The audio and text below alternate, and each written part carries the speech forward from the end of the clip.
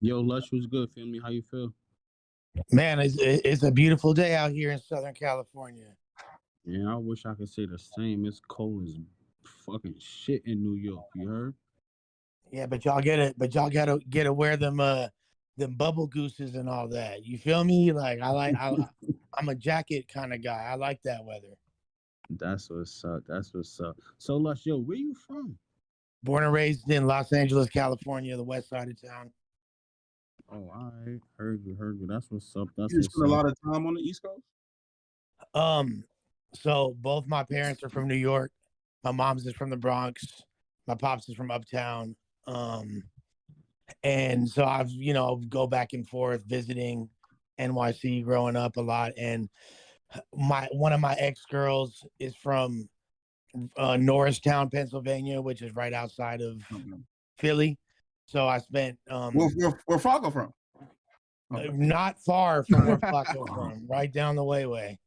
Right. So I was familiar with it. Like, and that was the thing that tripped me out always when I heard his accent and some of his slang. I was like, how the fuck you talk like that being from North Dakota? That shit don't add up. But yeah.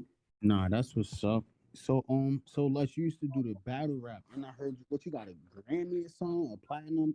But you platinum? Well, just to briefly go over some of my accolades. Yeah, well, because I Talk always your want to shit, know what's the Lush. hip hop side come from, bro. Like, where the hip hop side come? Where did my hip hop what? Like your hip hop side come from? Like I see you be tapped into a lot of hip hop shit. I'll be like, damn, I that mean, nigga tapped in. I was just always obsessed with that music from the time I was young. Like, literally goes back to the. I had older brothers. My older brother showed me Ice-T when I was 4 years old, back in 1986, and I was instantly obsessed. I don't know if it was the bad words or what, and just the fact that that was the music that the cars were playing when they were driving by. But I was always obsessed with it. Had my first job in the industry when I was 16 in 1997, 98. And I was the West Coast street team, a part of the West Coast street team for Duck Down Records.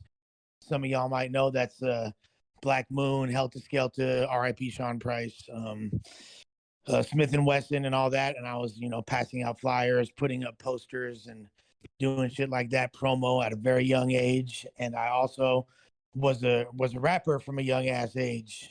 Was an MC, and Yeah, I miss some Lush videos out here somewhere. oh yeah, you could. I'm all over, bruh. Basically, my life is from 2005 to now is on YouTube. You could see all kinds of battles I done, music I dropped as recently as a couple months ago. Some of the biggest things, just because I don't want to keep y'all for too long, just riding my own dick. But Yeah. I was the A&R for Chief Keef after he lost his deal with Interscope. I signed him to his second deal. I'm an executive producer of the project Bang 3. Have a executive producer credit on even records like Finito, which came out shortly before that. W. I have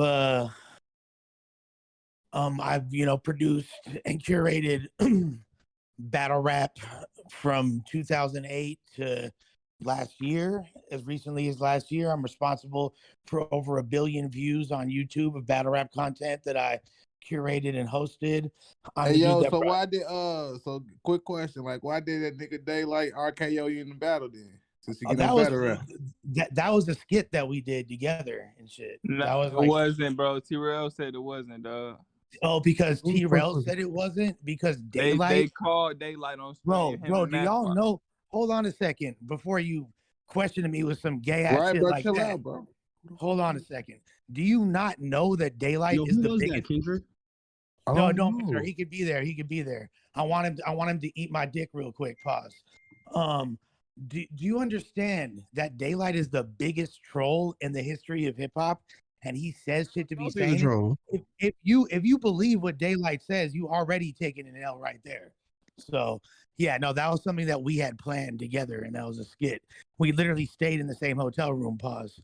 Before that, Lush, do you know a lot about the new up and coming battle rappers, like on Swamp? Yeah, of course. I mean, like, so I was one of the founders of a league called Grind Time, which came out in 2008. It was the original viral league in battle rap. We had we were the first battle rap league featured on World Star Hip Hop and all kinds of shit like that. I work with Swamp though. That's why I was asking. You know Yeah, about him. yeah. No, yeah. I was just gonna say, and we wound up bringing that league back last year called GTX. So I was, hosting and curating battles last year. Swamp had an amazing year. Shouts to Swamp. You feel me? Even though the homie eats raccoon meat, I still fucks with him. But Lush, I got a quick question. Like, some might ask, like, yeah, you from East LA? Like, how did West you grow LA. up? West LA. How did you grow? How did you grow up staying out of politics, but being from LA? Like, how did you stay out of politics and shit? I was in politics growing up. So you was banging? I was in politics growing up. I've spoke extensively about my affiliations, but at this point, don't want to emphasize that fact because, like, the recent level of notoriety that I've reached has kind of brought certain attention to my section that I'd kind of like to dial back on a little bit in light of some of the current issues that they're dealing with. So yeah. Respect. We're gonna leave that alone then. Yeah, I feel you on that one, yeah. But I mean, it's not really hard to see what I'm, what I'm jacking. Yo, Lush, what made you go to No Jumper? Like, how did you get the opportunity at No Jumper? What made you comfortable there? And like, what's the experience and vibe there? Let's talk about that. Okay, good questions. No Jumper. I've been fucking with No Jumper as like I've always wanted to be a part of hip hop media and doing commentary on a larger scale. I have a brain full of useless information. Like, instead of studying in school, I was always fucking reading the source and shit and memorizing and just learning and absorbing hip hop culture. And I was like, it never really served me well in any capacity. But, podcasting, it was like, damn, this is a place for me to showcase my personality. It's a place for me to discuss the scope of my unique and varied life experience.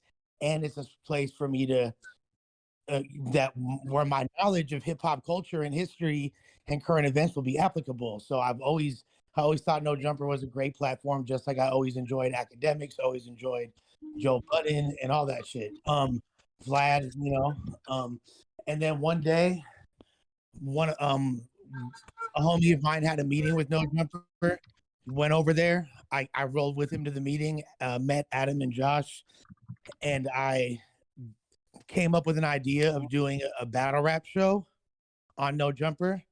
They seemed like they were interested in the idea, but weren't really super sold on it. And then we were going back and forth in emails. It seems like nothing was really coming to fruition. But then, my homie Disaster, some of y'all might know who that is. He's a really well-known battle rapper. He battled Cassidy. He battled Cannabis. I set up both of those battles. And he wound up, he had already been interviewed on No Jumper and had over 1 million views. Daylight had already been interviewed on No Jumper with over 1 million views. I booked Disaster, Daylight, a lot of these dudes for their first battles, but Diz and I work really close. So he wound up hollering at them and was like, yo, what's up? I know you've been talking to Lush about doing this battle rap show. Like, I want to get it popping. And then because it was him and he had the name attached, they said yes. So starting in March of last year, we had a battle rap podcast, and we were bringing on battle rappers as well as people that are leaning more into the lyrical side of hip hop, like Razkaz, Exhibit, a bunch of people like that, Tash from the Alcoholics, Hobson. And, we recently interviewed Rock from Helter Skelter, all kinds, Jim Jones and Joel Santana. But like at first, the podcast that we had wasn't really doing that good. It was doing all right. And I was pretty sure that shit was finna get canceled. But one day I was in the office and, I'm homies with AD, and AD was like, yo, I was just chopping it up with Adam after I did some interviews, and AD and Adam were sitting there, and AD was like, we should have Lush on the pod with us today. And Adam was like, oh, I don't know about that. And then AD was like, no, come on, get him a mic, get him a chair. So I wound up sitting down, and the audience seemed to fuck with me, resonated, had a really strong response. And then they wound up bringing me back every day, and got more and more popping. And then I just signed a contract the other day. So I'm locked in for the next year with no jumper. So you saying that? So basically, you saying that AD strong arm Adam to get you a job. AD pushed the line for me for sure. That was I was trolling when I said that. You know, a little jokey, little jokey joke, Lush. No, but AD, if it wasn't for AD, I wouldn't be in the position I'm in for sure. Nah, shout out to AD. AD a real nigga. No, Real yeah, shit. sure. Definitely. Anyway, I got. All right, fuck it. I'm gonna break the ice. Yo, Lush. Keep it official, Lush. I'm gonna ask you a question. You know, we spoke. We seem like we hit. You know, we got a good rapport. I ain't about to lessen the blow. Niggas want to know why you ain't get up off that couch when Flakko called you out, Lush. On God, we need to know that, Lush. Well, first of all, I was kind of taken aback. I was very surprised that he did that. It's not my responsibility to have to jump up and take a fade just because somebody calls me out. You know what I mean? I thought that was an LA rule. I thought that was an LA rule. You can't duck the fade. But guess what? I'm a grown ass man. I'm 41 years old. I'm good where I'm from. Nobody questions me. I don't really give a fuck at the end of the day. Ultimately, I didn't feel like I didn't feel the need to do it. I didn't feel any animosity. I wasn't scared, but I was just like, what the fuck is we really do? I mean, you don't think you're gonna win? You don't think you can knock him out? I mean, it's possible. You know what I mean? He definitely got size on me. If he catch me with one of them mitts and winds up laying on top of me I would definitely have a hard time. I think I would have to run circles around him and try to wear his ass out. If anything, it's just Flakko, bro. Like he's tough. He's not gonna do nothing. Yeah, he can't catch you, bro. It's just Flakko, you know. It might be, but you know, hey, we seen him in the foot race with Gina. He got some speed too. You feel me? Like you never know. He got speed, but I'm telling you, he just don't got no heart, really, in my opinion. Here's the thing. Bro. Here's the real reason why I wasn't trying to get down with him is because I was at my motherfucking job, and one of my homies just got in an altercation over there. I know y'all seen it. It went dumbass viral, and he wound up taking a seat for 2.5 weeks. I couldn't afford that, especially because that happened on Monday. On Wednesday, I had a meeting, or Thursday, I had a meeting where I wound up negotiating and signing my contract that would affect the next year of my life. If I wound up crashing out and something happened, I could have got in a lot of trouble. If you notice, if you notice, let me ask you a question. But real quick, you can ask me something. But let me ask y'all something real quick first. Did y'all see Flakko on No Jumper the rest of the week last week? Yeah, no, we don't really pay attention unless it's bullshit. I ain't gonna lie. He said y'all squashed it, right? Did y'all see him? Ask me this question. Wait. Yo, Lush, I hear you, and I know, but what I'm saying is this: Adam said y'all could fight as long as it's around the corner. He gave y'all the green light. Like he gave y'all the green light. Now he said not in the building. You know, he said he don't want it happening in the building, and you wouldn't have got in trouble if you went around the corner. Now, we know Flakko is quote unquote, a lame, quote unquote, a pussy, a goofy right? ass nigga, a goofy, right? But I'm gonna say this, and I want you to be completely honest with me, Lush, please. I don't care about the politics and none of that shit. Is it somewhere in your heart you feel like Flakko probably really got hands? I don't think he's a bitch. I don't think Flacco's a bitch. Okay. You come on, Lush. Come on, Lush. You just gave me a whole breakdown of your life and described where you from. And you said you went to the politics. You know Flacco's a bitch. Keep it real. I mean, as far as like when it comes to like committing crimes, hitting licks, doing shit like that, that's not his life. But that don't mean you can't fight. He's a good kid. Yeah, that don't mean he can't fight. You're gonna have to ask him that. Lush, I want to ask you, if somebody spit in your face, like, you gonna spin about that, or you Oh, just gonna there's lines you can't cross. Here's the thing. I'm quick to fight if it's about defending other people's honor, if it's about defending people I care about. But he didn't do anything to disrespect me. In fact, I kind of got at him sideways. So I was like, damn, like if anything, I don't feel, I had no anger in my heart, and he had a lot of anger. You feel me? But I was at the end of the day, I don't owe him that. I don't owe anybody a fade. My jersey's fucking retired. If I need to get down to defend myself on some real shit, I will. But I'm not gonna do it to appease the masses. You know what I mean? That's not what it's about. But what No, if we that? understand That's that. a real man I response. understand that, That's but a yo, in my real man opinion, we gotta response, call bro. a spade a spade. You know what I'm saying? Like, he really let somebody spit in his face and he didn't do anything about it. I feel like that's kind of bitch What? activity. Lush, This Lush, ain't the Lush. So, Flakko interview though, so y'all. you're a This is the civilian now, question. Lush? You're a civilian now? I mean, I'm over 40 gang is what I am. You feel me? Like, so let me tell you something about LA politics. All right. Mhm. When you get caught up in LA, let's say you have to go to the county. Now, if you go to the county in LA, you finna have to catch fades with your enemies. You're gonna link up with your card, whether you with, you know, whether you a blood, whether you a Crip, whether you a Southsider, whether you a Peckerwood, you're gonna link up with your card, and then you're gonna probably have to catch fades. Like, let's say you're from a certain set.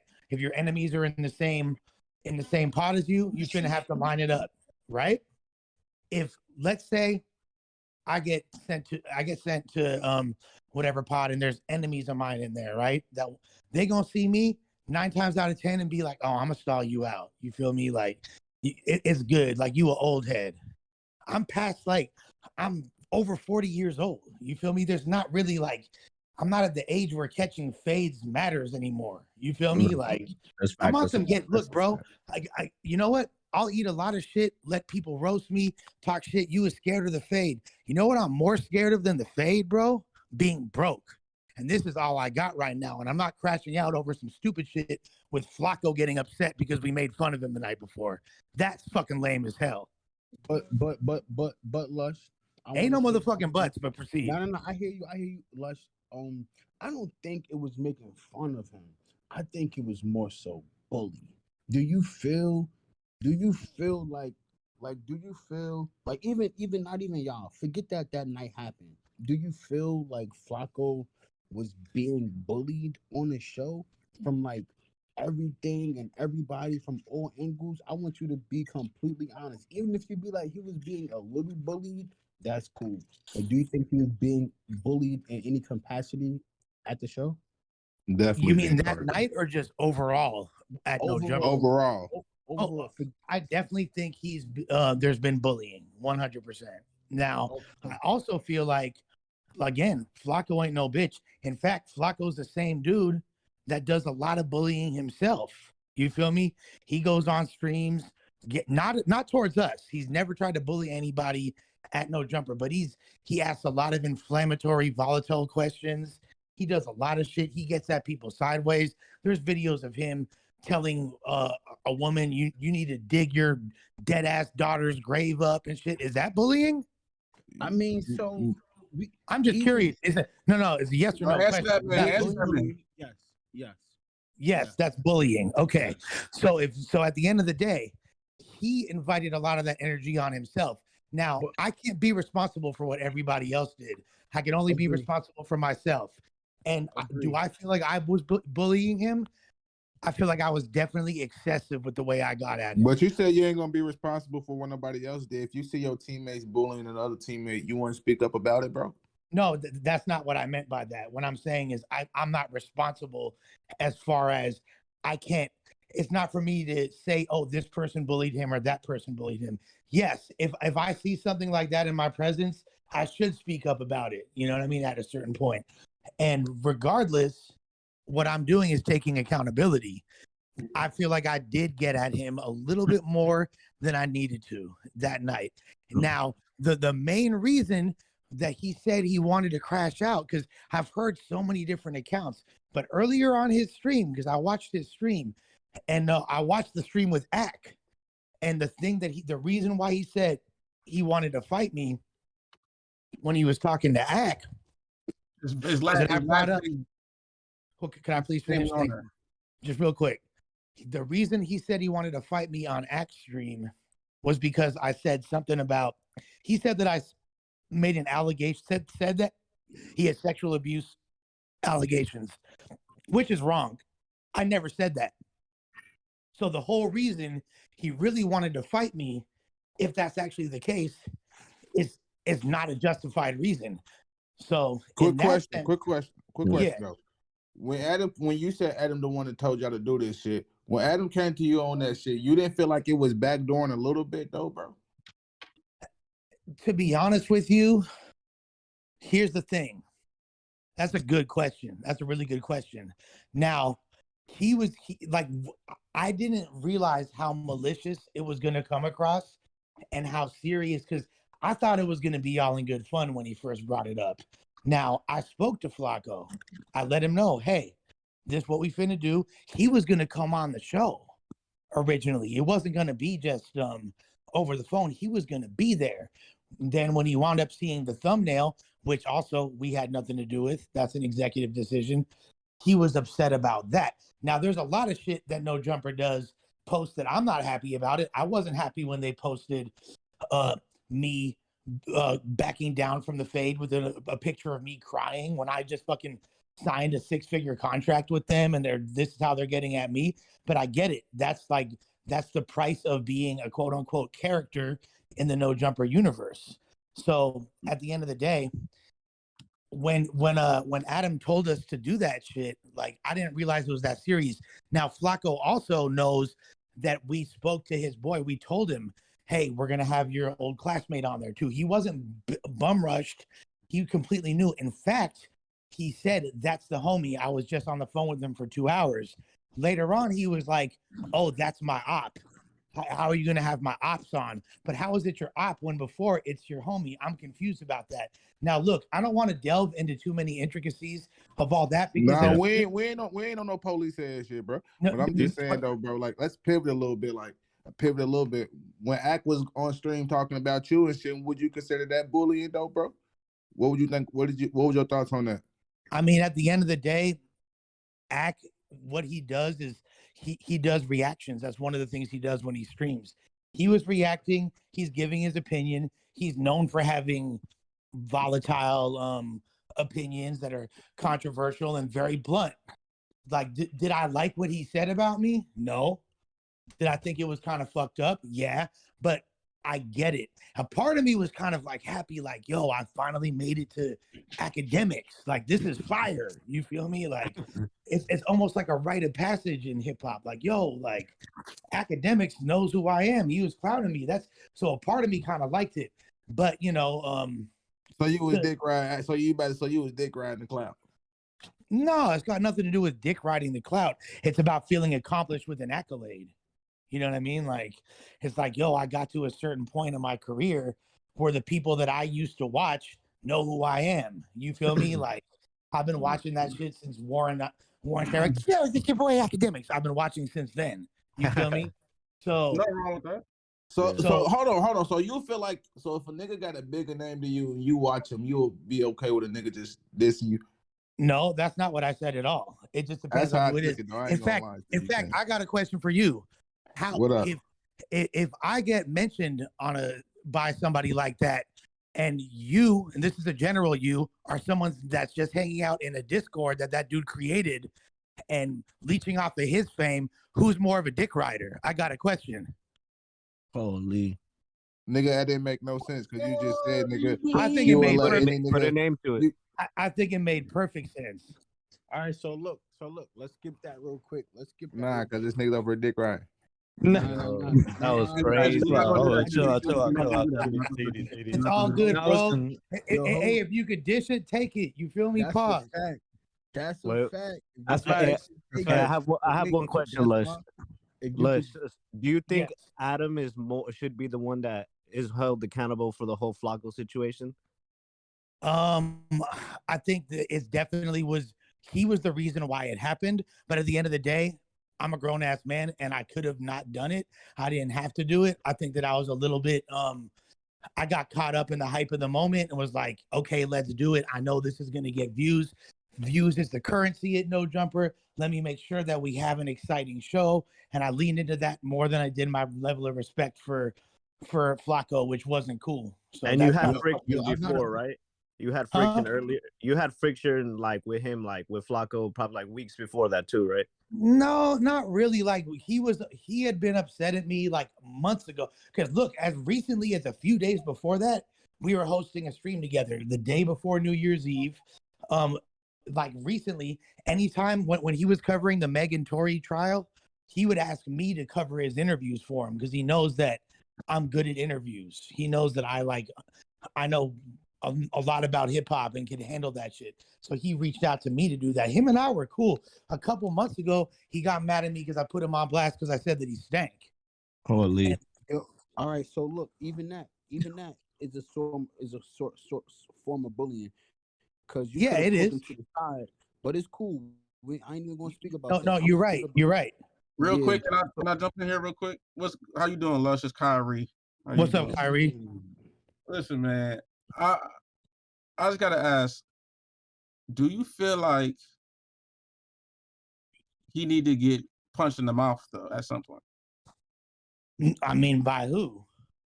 I mean, just by anybody, because the way he be talking. I'm not gonna say he. It's a wobbler, like my boy T-Rail would say. Like, right.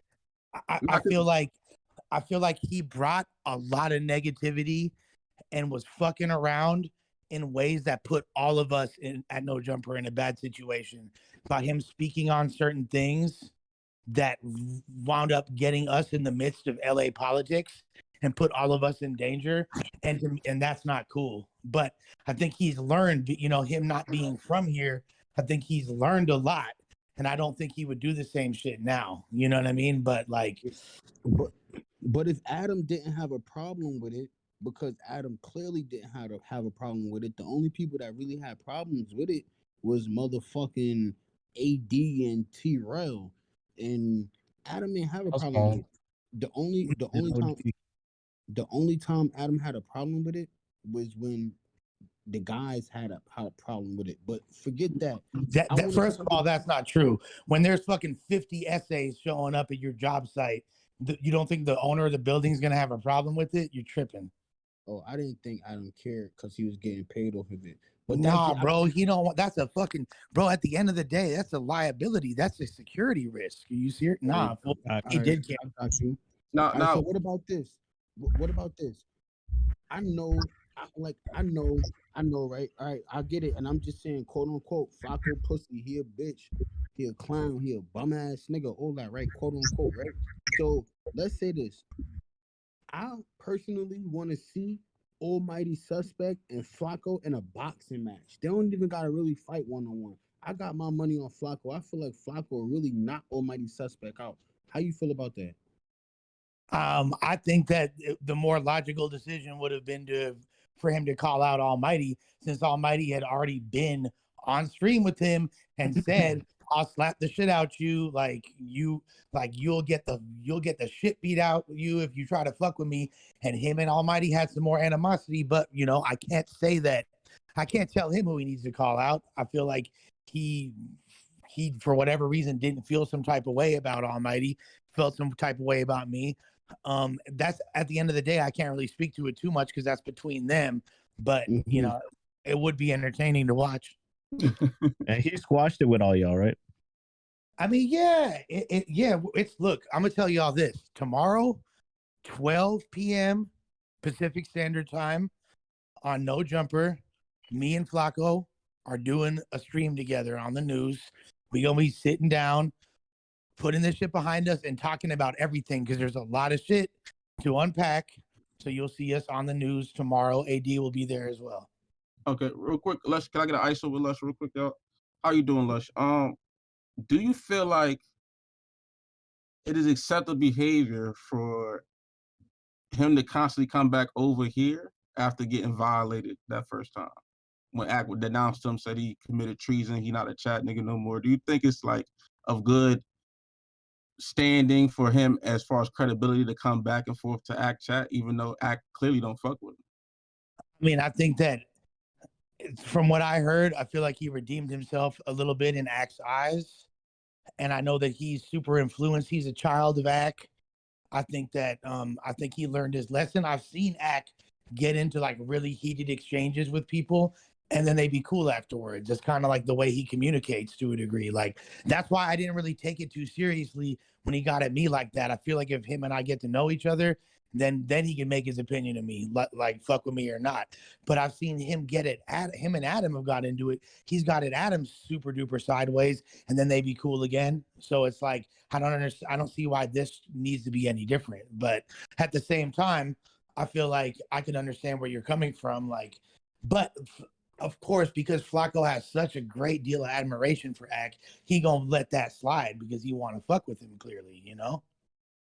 No, I see what you're saying, but it's just like when I look at, like you said, Flakko puts himself in situations that causes a lot of people at No Jumper some sort of discomfort. You know what I'm saying? What you Right. see him doing. Do you think him fucking with Act to a certain degree only and then going back over there just because he just did a stream talking shit? You know what I'm saying about you Well, and me? here's the thing. Here's the thing. I can't really say that because he talks shit about me, and I'm on his Discord right now. So you feel me? That would make me a hypocrite. First of all, second of all, he the another bad situation that Flacco put Adam in is when he interviewed the Saint Center dude or whatever and asked those questions that wound up pissing Ack off. That kind of woke Axe game up and had him. That's when he started coming at all of us sideways again and got at Adam again. So that's another situation that Adam was frustrated in regarding Flacco. But I think at this point, I just want to see how it develops for me. I would love to go on Axe stream, chop it up with him, hear what he got to say, and see what it is personally. But I can't really speak about the relationship between two other men. Pause too much. That's not really my business. I understand. Do you think I'll be welcome at No Jumper or I can't come? Why can't you come? Because Flacco, I think he want to fight. People say he want to fight me, but from what he said, he don't sound like he want to fight. Bro. Okay, so I caught like the tail end of it. What exactly? So were you getting at him because you were like, "Yo, you're dick riding. Why are you coming back here?" Is that like the basis of what you said to him? Yes. Okay, and that's how you feel? No, that's truly how I feel. It's like, yo, my issue is like, I don't understand why we keep trying to act like he doesn't do shit that causes him to be looked at in this light. You know what I'm saying? That's my big issue. It's like, he did say he wanted to fade though, and then I mean it's all documented. But this is why I'm super confused right now. How come? Like, where was that energy when we was getting at him? How come all of a sudden we bullies when we doing the same exact thing? And agree. And that's why I don't share the same viewpoint on this as everybody else. Because it's like I see him for what he is. Like he do stuff and then try to be like, "Whoa, it's me, I didn't know." But it's like, bro, you do provocative shit to get views and stuff, and I get it. That's a part of what you're supposed to be doing. But yo, and that's why I was like, this is why he wants people to think he's from North Dakota and not Philly. I'm not saying that's the fact now, but that's what I was thinking at the time. Like, because if you're from Philly, if you're from Darby, Pennsylvania, then you have to be, the street code. You grew up around the streets. You can't use naivete as an excuse. But being from North Dakota, you could be like, oh, I have no idea. What do you mean? I've never seen the hood before. You know what I mean? And I feel like he leans into that a lot. But maybe whether or not that's the case, that's a different story. But it's like since I got to know Jumper, as soon as I started gaining a little bit of traction over there, people been on my helmet. People been roasting me, bullying me, calling me all types of names, like etc. I just kind of thought this is par for the course. It's anybody killer. Anybody could get it over there. No, it's crazy. I remember watching the episode in which you stated that, and I thought that was very dope of you because you stated you was like, I get why people don't fuck with me because I'm new. Like I gotta ingratiate me into the fold. Now, I definitely understand that. Also, I want to ask, with your content moving forward, do you feel like you okay, going back to what Axe said about like you guys doing the interpersonal stuff, do you feel like that is a true thing? Do you feel like you guys have too much interpersonal stuff that's public that steers away from the actual content y'all making? think Ak is 1000% right. And honestly, bro, it is what it is. This is what I signed up for, but that's not what I like. I think it's like, it's not my first choice. I'm down for it because I'm down for this life. But what I want to do is, I'm a hip hop head, bro. I'm here to shed light on hip hop culture, artists that I think are dope. I want to educate these youngins about hip hop history, and I want to, you know, bridge the gap between the generations and just talk my shit and give my perspective on So this moving culture forward, that I love. so move forward, because I know you did do content. You started doing content at No Jumper with Disaster, right? Yeah. Which I thought was dope. Do you in the future, are you going to start trying to like host battles there? I think that would be a dope idea. So we actually are dropping battles on No Jumper from an event that I had last summer. So we're dropping Passwords versus B Magic, A Ward versus Kitchen Clean are the first two battles we're dropping, and we got some more in the canyon as well. I'm doing some dope mini docs. I'm doing I don't want to say exactly. I'm doing some mini docs on some hip hop legends that this generation might not be as familiar with, that I feel like will translate well. So we're going to be doing that soon as well. And you know, I'm on 2 different shows. I'm doing the news, and I'm doing a lot of interviews. I got some big interviews coming up. Somebody from Flakko's hood, I'm not going to say who, but he's a legend, and a bunch of shit. Yo, question. You just said the person that you about to interview is from Flakko hood. Is that a direct after that Flakko people, like after that Flakko situation, or that's been in the work? Oh, that's something. When I say from Flakko hood, I don't mean like I said that as a joke. I meant somebody from Philly, a legendary. Oh, okay. Yeah. Okay. Yeah. All right. So I'm not like trying to dig up more dirt on Flakko. all right, No, I was that's about just, to say, yeah, that all right, shit's completely out, homie. No, so like, look, I I'm thought not a Flacco fucking. was from South Dakota. so Okay, one true. more question. One more question. Then Kendrick want to talk to you. One more question, right? Yeah. Gina views. The chat love Gina views. They think that she has some very strong takes, and we feel like we appreciate her a lot. So could you, for the chat niggas, tell Gina Love that we want her over here so we could have a conversation with her just for the chat niggas? I was on the phone with Gina an hour ago. I know she would love to come fuck with y'all, so I could So definitely line that up. All right, so you did tell her. Yeah. We appreciate you, Lush. That Yo, Lush. That's an easy call. Just be nice to my sis when she pop up. Oh, definitely. Respect for her. Yo, Lush. So, what shows do you feel like No Jumper brings the most cultural value? Ooh, that's a great question. I feel like all the shows on No Jumper have their own. It depends. Like it's covering a lot of different bases. The Tuesday show, it was the No Jumper show. It's kind of like a general introduction to the world of No Jumper, and it's kind of centered around Adam's perspective. You got the Monday show, which is a current events and hip hop news show. You got the at the end. You got the at the end of the day, which is a hood LA perspective, which is very vital. And then you got Disconnected, which is more, it's a younger crowd and it's a fashion based podcast. So I think all of them, for the specific demographic and niche that they cater to, are all equally important. And then, of course, you got the Sharp Tank talking that realism. So you feel me? Like across the board, you can't lose. Something I want to put out there and make clear is I think that I'm not happy with my behavior regarding the whole Flacco thing, primarily because I'm a nice dude. I'm sober. I'm clean and sober. I live a rigorously honest life based on spiritual principles. I've been 3 years. February 3rd will be 3 years continuous sobriety. I don't smoke weed. I don't drink. I don't do no powder. I don't do no pills. I don't do no nothing. Now, me, like, I'm supposed to treat everybody like I'd want to be treated. And I didn't do that with Flacco. And I'll tell you what, karma doesn't slap me in the face because I've had a rough motherfucking week ever since then. So why you had a rough week though? Why was your week rough? Well, just, there's a lot of backlash for that first, there's backlash that night after we did that. A lot of people weren't feeling it. The following day, there was the fade inquiry and the fade denial. That definitely brought a lot of more negative, attention. And then it just kind of like continued to snowball from there. Yeah, because it was like they felt like, damn, like, quote unquote, Flacco's a bitch, quote unquote, Flacco's a pussy, but he's getting bullied and he's a victim, and the internet don't like victims, so they just try to like. But I totally get it. Lush, I got a question. Do you feel like academics should make a podcast network? Feel like he could be very successful if he did.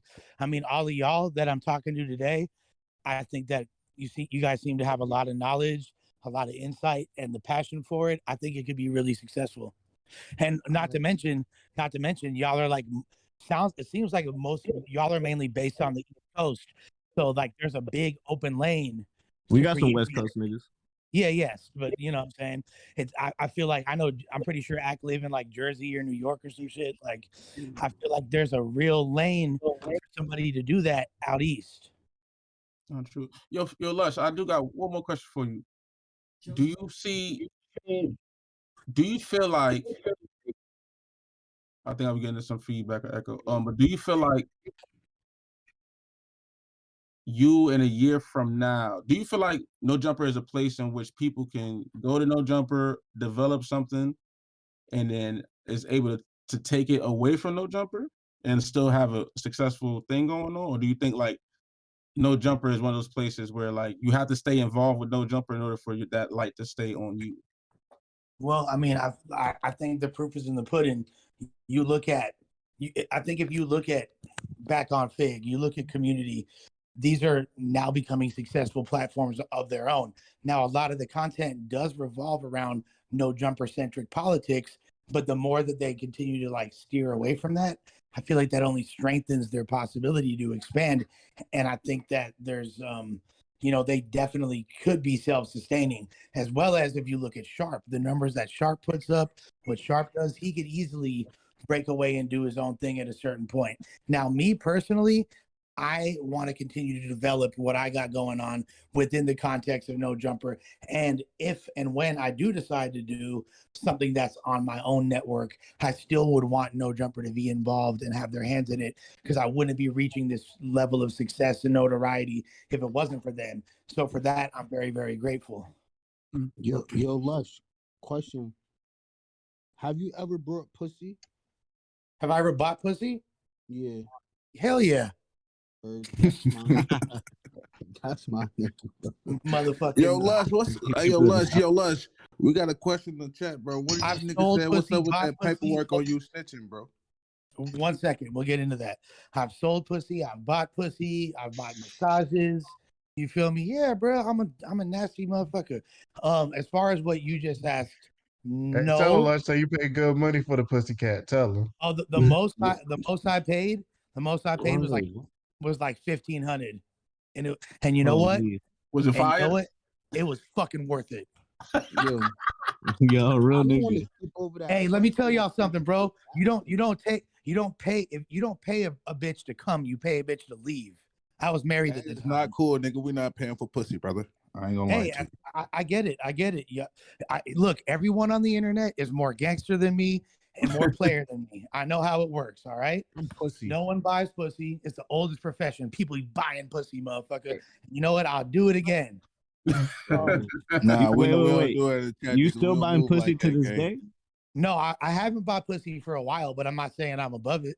Okay, good. That's fine, nigga. I like that shit, boy. Hey, buy that pussy, you heard? I'm gonna give you one wow funky. Now, with that being said, as far as the allegations, bro. Yeah, man. What's up with that talking shit, man? Niggas saying you telling them and shit. What's that about, bro? Bro, hell motherfucking no. I've done so much. I've done a lot of opposite, honestly. Listen to me. I've done a lot of dirt in my life. I've done a lot of things that I'm not proud of that involved other people. There's never been a single instance in my life. My name is good. I've never ever incriminated somebody else. So Never if one of these cooperated. niggas pull his paperwork up, Lush, and we post it, you wouldn't be mad about it? I'm just asking. There ain't no motherfucking paperwork, bruh. That ain't paperwork. That's a lawsuit. That's a lawsuit, and it was for a sexual harassment lawsuit. I was never in a courtroom. There wasn't no judge with a motherfucking gavel, huh? Wait, what you mean sexual harassment lawsuit, Lush? I mean, one of my coworkers was getting sexually harassed by our boss. Now, our boss, let me just contextualize this for y'all. Our boss is a billionaire, okay? All the people that are like, well, you a gangster, you should have fucking pressed him right then. You should have taken it back in blood. You can't do that with the billionaire, especially when he got 4 bodyguards flanking him at all times. How the fuck you finna do that? There's metal detectors at the office. You never see him outside of there. He coming in that motherfucker like Dr. Claw from Inspector Gadget. He got the armed bodyguards on all sides. You talking to me? I don't understand what you talking about. Hold on. So what they got to do with? So what's that saying? Like niggas saying you was telling though. Like what did you like? What's the lawsuit about though against you though? There was no lawsuit against me. One of my female coworkers filed a lawsuit against him. Now, was you an interviewee in the lawsuit? Yes. Yes. I don't know, Lush. I ain't gonna lie, gang. Hey, you know what? That ain't telling, what you say, bro. Before I say you tell it, before I put that smart, I'm gonna be real. What did you admit to the people that a sexual assault or whatever happened? No sexual assault. See, sexual assault is a criminal charge that could get somebody arrested, that could get somebody jail time. There is no sexual assault. It was sexual harassment. Sexual harassment is not a crime in the United States of America. There's no law against sexual harassment. You can't go to jail for that. There's no police involvement. You know what I mean? There's no. Hold on, what? But wait, you can't go to jail for sexual harassment? You cannot. It is not a crime. Lose your job. You can like get sued. Look it up. You can get sued. You can get sued. So exactly what is sexual harassment? Yeah. Sexual harassment is pretty much, and I don't have the actual definition out in front of me, but what sexual harassment is using a position of power to make sexual advances. Oh, like what my boss doing to me right now. Hey, yo. Yeah, probably so, my boy. But yeah. Nah, I'm gonna get her. So you didn't tell her no criminal case or nothing? Oh no, I never. Because that case sounds kind of crazy. I ain't gonna lie to you, you know it sounds crazy. Like damn. It's pretty fucking simple and straightforward, to be honest with you. People just want to put paint that bag with me, bro. Ain't no cap. That's what Charleston White be doing. He'll go there to a job, get a little. No, Charleston. No, that's not what Charleston White be doing. What Charleston White be doing is saying, "I'm a snitch. I work with the police. If I see a crime, I'm going to report it." Hello, officer. No, he say he be doing that. Like he work at every job he worked. He got like a OSHA or some type of lawsuit against every job he worked. That's something different though. Like I don't know the nature of what Charleston White's lawsuits are, but I mean it's like, look, for example, Jay-Z has paperwork filed in lawsuits. If you get to a certain point where you're making, like, I could understand people that don't make a lot of money making this assumption, and a lot of people that are quote unquote street dudes, they've never really had. Nah, we can't push the goalpost on snitching unless it's what you can't do that though, bro. There's definitely not, but how is it snitching? What's the definition? Case, what's the definition of snitching? Any information. Talking to them people. Wait. Who are them people? No, we're not. I'm talking about you pushing the goalpost for other people. You just saying like you just said Jay-Z now. I'm talking on paperwork. Like, nah, we're not talking about that. We just talking about snitching. Period. Like, okay. So who are them people? Yeah. Well, hold on. I know when you guys say are not talking to them people. Who are them people? The police. But the police weren't involved in this. So how is this snitching?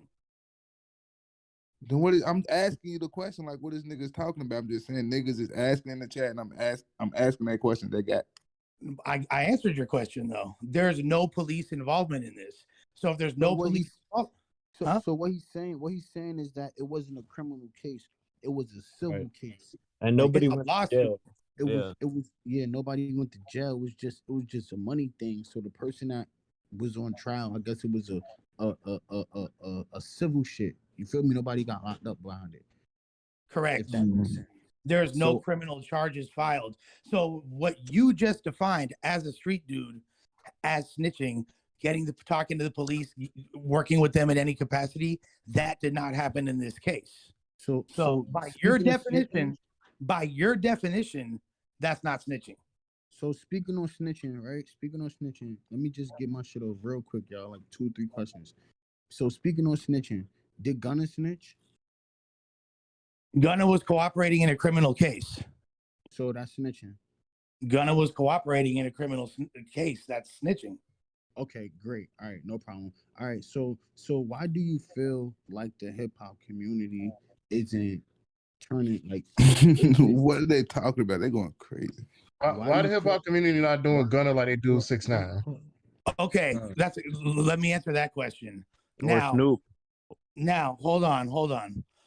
6ix9ine is a dude. Now I understand that the 9 Trey Bloods had a lot of beef before 6ix9ine. I know they're a serious organization, so I'm not taking anything away from them, right? But I do know that when 6ix9ine, who was a good kid who had nothing to do with any gangbanging whatsoever, became involved with the 9 Trey Bloods, he brought a lot of heat. He was starting beef. He was getting them involved in shootouts and all this other shit, and brought a lot of problems to the hood. Gunna, on the other hand, was strictly a rapper. Now he has alleged affiliations. We've heard him talk about, mention he's a Crip, he's from 60s, this or that. He doesn't even really glorify that too much in his music, and we've never heard of him doing anything. You know what I mean?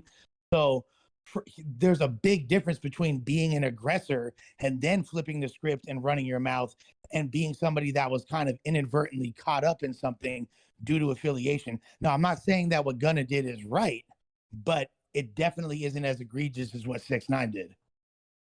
Boston kid, he was an aggressor too. Who? Boston Richie. Now we're talking about a different situation. It's very disappointing when I saw what happened with Boston Richie. So what y'all are talking about, if y'all don't, it's pretty obvious. Now, do you see even a remote similarity in the situation that I was involved in that outlined and the ones that you're describing right now? No, yes, it's very easy to see that. It's not hard to understand either. I got a question, Lush. Can you do me a favor? Yeah. So tomorrow, you say you're doing Monday. You're doing a episode with Flakko. Yes, sir. Can you ask Flakko clearly if he really wants to do a favor with me? Because he said it, then he kind of took it back. I just want to be clear. I want Kyrie just on stream. Wait. Flakko was just on stream like an hour and a half ago, and he said he'll scrap you. So, but Lush, you could do that if you want to do that. I'll ask him about it. Yeah, I think the people would be interested. And me personally, I don't remember him taking it back. Like he clearly, if anything, there was a part where he said that you didn't want to take the hypothetical fate either. Yo, but look, hold on, cause we got a Lush dick rider in here, so I want to give him the floor. Yo, okay. Wait, hold on, Shorty Rock NYC, I unmuted you. You got the floor, so you can. Yo, can you hear me? Now. Can you hear me? Yeah, we hear you loud and clear. Okay, so look, first of all, I just want to say this, Kyrie, Ak is not gonna back you if you fight. Bro, what are you talking about, bro? Okay, you're supposed to be talking to Lush, nigga. I'm about to talk to Lush. Yeah, don't talk. Let him cook. Hold on. You gave me the floor, right? You gave me the floor. See, bro, you should have asked me the question first. You did it reverse. So anyway, he's not gonna back you if you fight because it's gonna officially bring him into street activity, and Ak is not a street person. Second of all, Lush, if you talk to a judge, that's snitching. You don't gotta get nobody locked up to be officially a snitch, because sometimes people snitch and the person still beat the case. So you don't actually got to get somebody locked up, and the police don't got to actually get involved because that's the same thing 40 Glock did. I interviewed 40 Glock. 40 Glock went to the judge and went to his lawyers about what Game did to him. Now, okay, so first of all, same thing. That's the same thing. You don't got to go to the police to snitch. First of all, follow me on Instagram. 40 NYC. Okay. Nigga, yo, stop chasing us. Yeah. Okay. So first of all, if you're comparing this situation to what 40 Glock did, the difference is 40 Glock was involved in a back and forth beef with another individual and wound up suing him as a result and taking it to court. There's different levels of lawsuits. There's different types of civil lawsuits. There was no courtroom that we were in. There's no judge. It's not the same thing. There's not like somebody in a robe with a gavel. There's not like a prosecutor. The type of litigation that we went through, it was nothing like that. There's no the state of California versus whoopty whoopty whoop. It's a lawsuit between two people. It's similar to, if anything, the closest comparison you can make is divorce court. Now, if people have a problem with me doing that and you want to call me a name for that, that's cool. Because what I was doing, I don't fuck with sexual abuse. I don't fuck with rapists. I don't fuck with pedophiles. I don't defend sex charges in any capacity. And if it came down to it, if I saw something like that again, I would do the exact same thing, and I'm standing on it. I'm not at all ashamed at what came out, and it's not something I've ever been trying to hide. This is something I've discussed multiple times. And as far as what, there's a lot of interesting things if you read the case. I'm not going to call it paperwork because it's not paperwork. If you look at the actual case, you'll see a bunch of weird shit that happened to me. Now, I'm not going to talk about that today, but if you tune in to tomorrow night to the Monday show on No Jumper, not the stream with Flakko, but the one after that with me, Gina, and Suspect, I will be addressing all of that there. Yo, let me just say one thing real quick. Shout out to the niggas that be having like 10,000 followers, but only 3 likes on Instagram. Yeah, that's something that definitely should be brought up in a court of law. Holy. That's called clout court. That's crazy. Hey, Lush, I have one last question. What is your history with the Bay Area? It seems like you're really tapped in, and I appreciate you because I'm from the Bay, that you put a good spotlight because we're kind of blackballed. So I just wanted some insight. When I was 19 years old in the year 2001, I moved to East Oakland, California. I lived there for 13 years. And I'm very, very tapped in. So I was there throughout the entirety of the hyphy movement and all that shit. Still very, very logged into the Bay. That's where my career essentially got launched because I was always really fascinated and influenced by the independent grind of the Bay Area. It's a DIY grassroots mindset. Yes, sir. The Bay is independent from the rest of the country. They have their own self-sustaining scene. If the rappers in LA and the people of LA supported our artists like the Bay does, LA would probably be the most poppin' city in all of hip hop. Like any city that did it like the Bay would be huge. And if the industry wasn't so afraid of the Bay would be where it deserves to be. Do you feel like the Bay is blackballed? Oh, the Bay's been blackballed since the mid-90s. Okay. Do you think Pac is the reason for that? There's multiple reasons. Pac is a huge reason. You know what I mean? Like that's probably like that was the final straw was Pac. But even before that, there is major artists from the Bay Area taking advances that they were getting from big labels and using it to launch their own independent empires and not delivering projects. Huh? Yo, Lush, I'm sorry. I gotta ask you this. I'm sorry, Joe. Come on, bro. I'm sorry. This is way more interesting. I had to ask. Yo, Joe. I mean, damn, yo, Lush. Why they keep on saying ask him about his dog, his boss making him put a dog collar, his dog watching him sit and put a dog collar on. What are they talking about? Tune into the Monday show tomorrow night. Did that happen? Tune into the Monday show tomorrow night.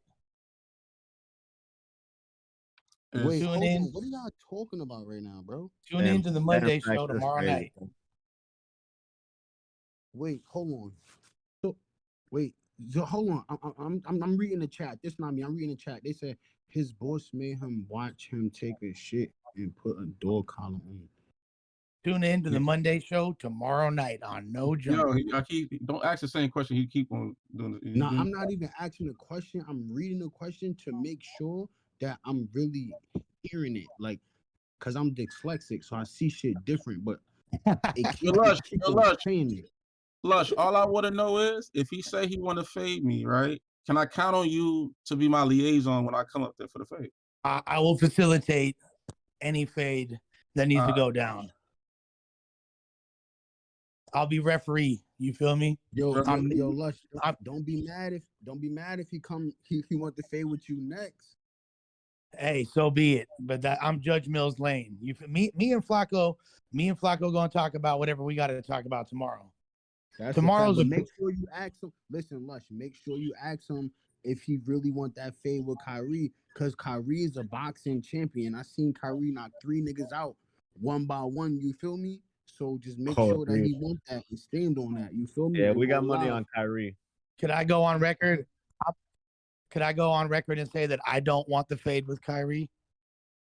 I'm fucking crying. Lush, I got mad respect for you. You know what I'm saying? I fuck with battle rap. I definitely appreciate you bringing battle rap to that stage. You know, it's important because I got people in my city that start up their own league. So I think it's very important. It's another way for rappers to get money. I work with artists. I do consultation work for record labels.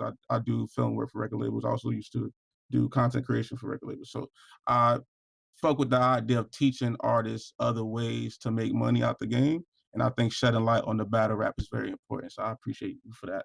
And I apologize for any drug jokes I made. I understand you're very serious about your sobriety. So I just want to put that out there too. But hey, you know what? At the end of the day, I get it. I could take some roasting. I know I'm an easy target. I'm easy to make fun of. But I just hope people realize there's a lot more to me than that, and there's a lot of substance that comes with me. And people, if you're gonna judge me off of my past mistakes, you know that's my cross to bear. But I'm a different person now. Hey, keep the beard too, bro. Keep the beard. Hey, the bitches like the beard, and I'm getting my teeth fixed. Once I get my AD sponsored veneers, I to lock away all your bitches. I ain't even gonna need to pay for no more pussy. Yo, Lush. I only ask you one thing. This facts, by the way, Lush. This facts, you heard. But my fella, three up top. Only that's it. You know that. Only ask you one thing, Lush, and that's what I asked you, Lush. The chat been bothering for that, Lush. They been fucking bothering for that. You know what I'm talking about. Hey, check it out. All I gotta say is this. All I gotta say is make that happen, Lush. All I gotta say is this. Oh, I thought you was talking about the dog collar thing. No, I was about to say, no. What I was about to say is this. I was about to say, bow wow wow yippee yo yippee yay, bow wow yippee yo yippee yay, Snoop Doggy Dogg. Yep. Lush, you know what I'm talking about. I'm talking about the queen, Lush. We need the queen, Lush. Right man, I feel like we need to get a bucket for all the drool from y'all. For my homegirl Gina, is getting a little bit thirsty. Yo, they love her. The chat love her, bro. I'm not gonna lie, they love her. It's good. It's good. I'm gonna make sure both of them pop up. Look, I hope y'all know. I hope there's been, we've bridged this gap, and the chat N-words fuck with Lush Uno a little bit more than they did before. Now we fuck with you, Lush. You good? You can't, Lush. You face the fire, nigga. You face the fire. One of the main questions that they wanted to ask you was about they keep on spamming it. They literally keep on spamming it. Ask him about the dog collar and him watching his boss take his shit. Like that's what they want to know. They really want to know that, but all right. Fuck. You know what? I'm gonna talk about it tomorrow, but you know what? Because I want to be cool, because I like this energy, I'm gonna talk about it. All right. I'm gonna talk about it. But if I'm gonna talk about it, ISO. What I'm gonna need y'all to let me create the entire narrative and lay out all the context.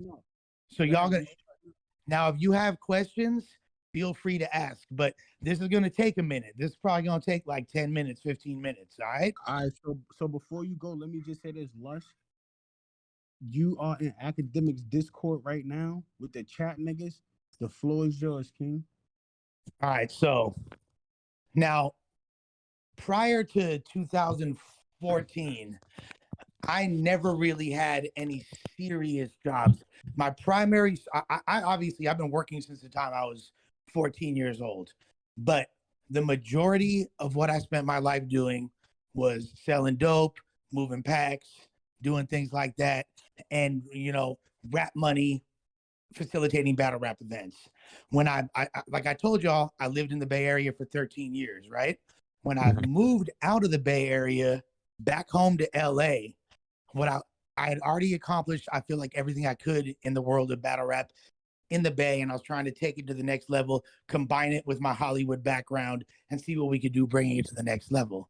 Now, when I moved to LA, immediately what I started to do was take meetings with major companies.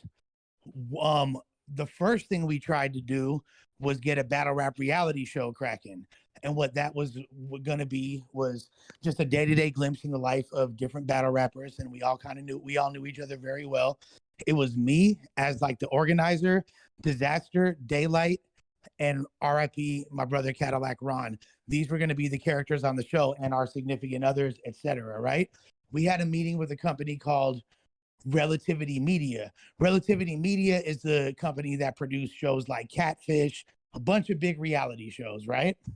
We I pitched the show high as fuck off a bunch of Xanax and wound up like securing the show. We had several more meetings. We were in our final pre-production meeting, and Daylight wound up leaking footage from the meeting on his Instagram, right? Now, this is right after, do y'all remember when Eminem had a show called Total Slaughter, the battle rap show? Any of y'all remember that? Yo, we just want to let you get your shit off. Okay, thank you. There's a show, Total Slaughter, that Eminem produced with Royce the 5'9" and all the Slaughterhouse. They had already shot that, but they didn't have an outlet to release it. They wound up, when Daylight leaked that, they saw that there's another battle rap show in pre-production. They wound up getting a deal with Fuse TV, and it was announced the next day, and that killed our deal. So I'm looking for a deal, right? At this time, I have a badass bitch that I moved from Canada, fine as fuck. We're engaged. We're getting married in a few months. Everything's like, I'm like, okay, my life's about to get a lot more serious and a lot more expensive. I'm in my like early mid 30s at the time. It's like, let's really get shit cracking, right? So took a few other meetings at other companies, didn't really work out. Wound up going to a place in Beverly Hills. We have a meeting on Cannon Drive. Cannon Drive is 1 block away from Rodeo Drive. I know y'all heard of that before. So we get to the spot. Apparently the meeting is with a billionaire, not a millionaire, a billionaire. His name is Alki David. Alki David is the heir to the largest Coca-Cola bottling plant outside of America, the second largest in the world. You could already count the fucking, just think about how much money that is, right? He's worth $1 billion himself. Now, he had a company called Hologram USA. Hologram USA is the company that owned the Tupac hologram. So going to this meeting with him, he also had a network called Film on TV. Film on TV is one of the original streaming services. Go in there, chop it up with him, told him what I did. I could tell what he wanted for his network was eyeballs. You feel me? He needed viewers. I said, look, I can get you eyeballs. All we got to do is throw a big ass battle event. And he's all, well, how much is it going to cost to throw a big ass battle event? I told him $500,000. He said, okay, we could do that. That same day, my fucking mouthpiece is a dangerous weapon pause, wound up signing a deal that fucking same day for $500,000. That's when I brought Cassidy to battle rap. So I wound up getting put on a salary, which was $250,000 for a year to create battle rap content over there. We wound up doing the battle. A bunch of shit wound up transpiring. On top of that, on the heels of that, is when I wound up signing Chief Keef. And this is right when Finito was coming out. And I got this Greek billionaire to spend over $1 million on battle rap, and Chief Keef. Now, I had never had a job where I'm making that much money. Most people haven't. I still haven't got a job where I'm getting paid that much. And my life was very expensive. I had just gotten married.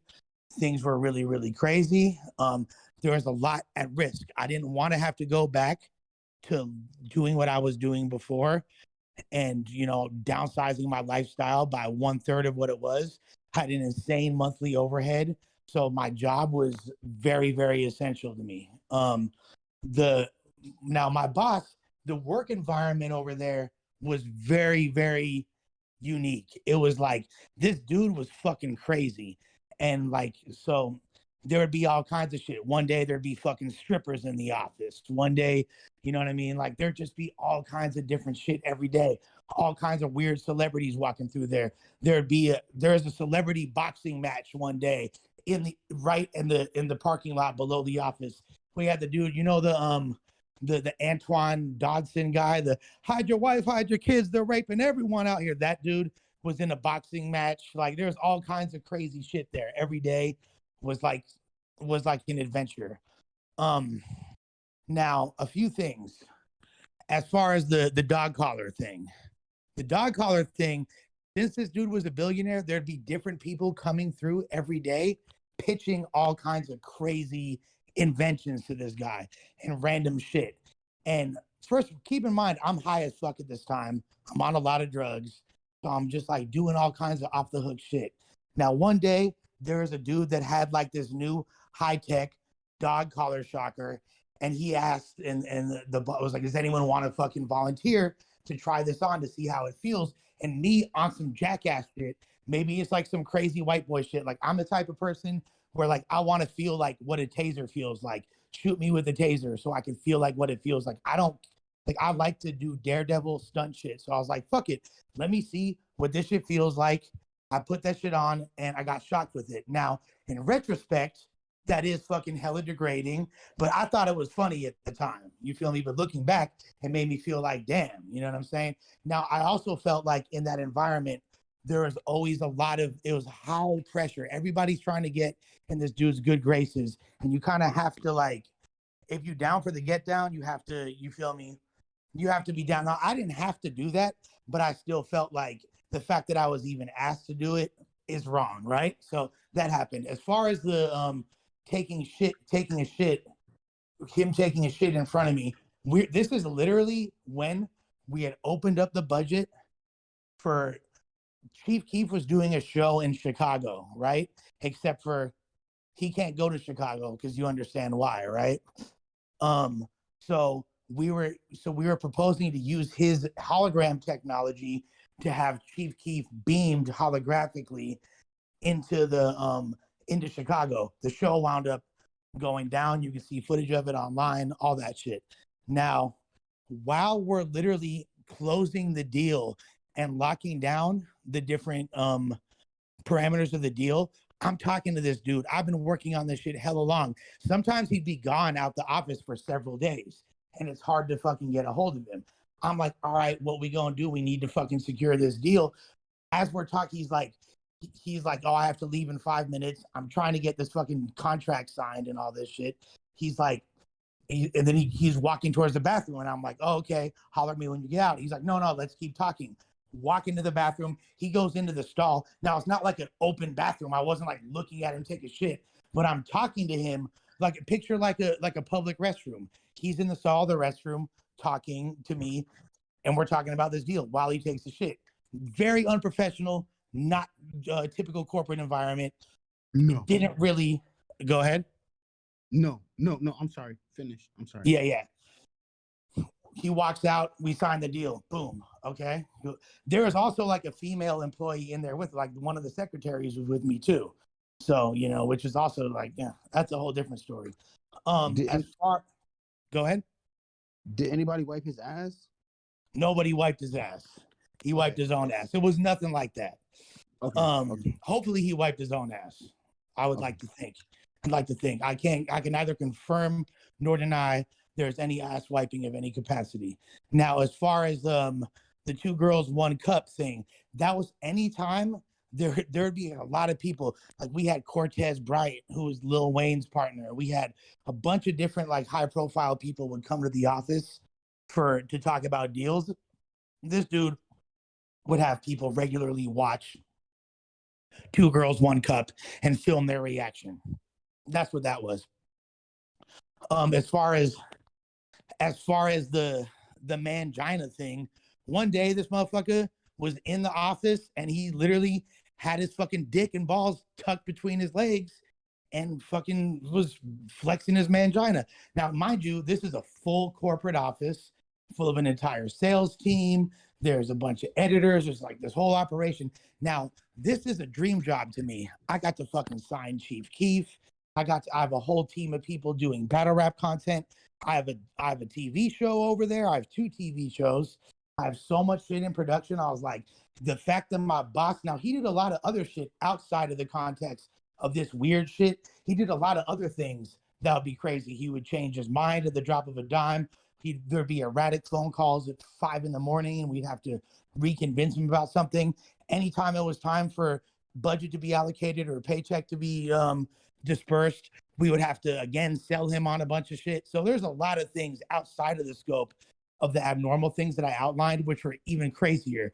But the way I was feeling at the time, I was like, I fucking love the job because I'm in Beverly Hills. I'm surrounded by bad bitches. I'm making fucking, you feel me? Real quick, Lush. 20 bands a month, damn near. Yeah.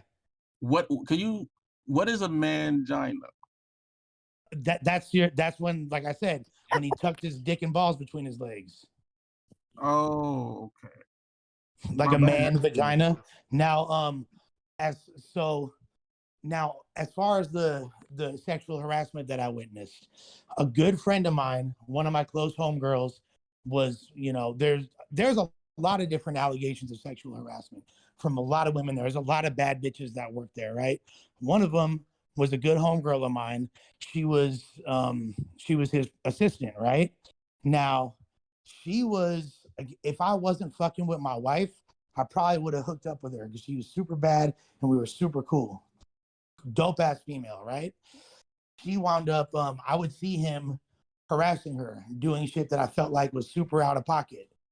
And I know that it made her really uncomfortable, fucking with her self-esteem. I don't like to see women being abused in any nature. I thought that shit was wrong. Now, I tried to talk to him about it and press him a couple times to no avail. There's nothing I could have done physically to him because this dude's worth $1 billion. You can't beef with a billionaire. You feel me? Not only can you not beef with a billionaire, but this dude literally, like I said, had armed security guards around him at all times and bodyguards. On top of that, I don't want to crash out and jeopardize money. Like people are so quick to talk about physical altercations and how, Yo, Lush, and I'm sorry for cutting you off. I'm gonna let you get right back to your shit. But I realized that's a pattern with you. You never want to crash out and fuck up the bag. I really like that. I like that. I really like that. I really like that. You never want to crash out and fuck up the bag. But I'm gonna let you finish. This shit is a little weird. It's a little weird, Lush, but I'm gonna let you finish. It's not a little weird. It's a lot weird. This shit is very, very weird. Shit is very weird, bro. I ain't going front. And guess what? No Jumper is hella weird too. You feel me? Like, not everybody can take a job like that. Not everybody can take an environment like that. But you know what? I don't have a motherfucking college degree. I ain't going to no college. I barely graduated high school. I've been a fuck up my entire life. And the fact that I have an opportunity for 6-figure jobs that won't put me in fucking prison, shit, I'm not fucking that up. And I don't give a fuck. Anybody that has a problem with that or doesn't understand that, it really don't matter to me. And some people making fun of me on the internet, I'm gonna survive. But if I don't have this money, I'm not finna survive. So I'll just say that, okay? Now, it's back to the lecture at hand. As far as her getting sexually harassed, me not being able to really do anything about it, at a certain point, I wound up quitting. On the heels of that, there was an incident involving guns being drawn and a bunch of other shit that I don't want to get into. That's neither here nor there. Okay. With that being said, I wind up quitting. I don't talk to Shorty for a while. Then I wind up seeing a bunch of different lawsuits popping up. There's 3 different lawsuits against this guy. All the bitches are winning. They're winning 10 million, 15 million, all this different shit. Then Shorty hits me up. Now I've seen him do all this crazy shit. You feel me? And I've seen him sexually harassing her specifically. She winds up hitting me up and says, I'm suing him. I'm suing him. And now him and I don't even have beef anymore. Like, we solid. I can't say he's my best friend, but we solid. And he knows, like, he don't consider me ratting him out. He don't consider me doing nothing like that. You feel me? Like, but he knows that's a different story as well. Now she wound up saying she finna sue him. They wound up interviewing me about it.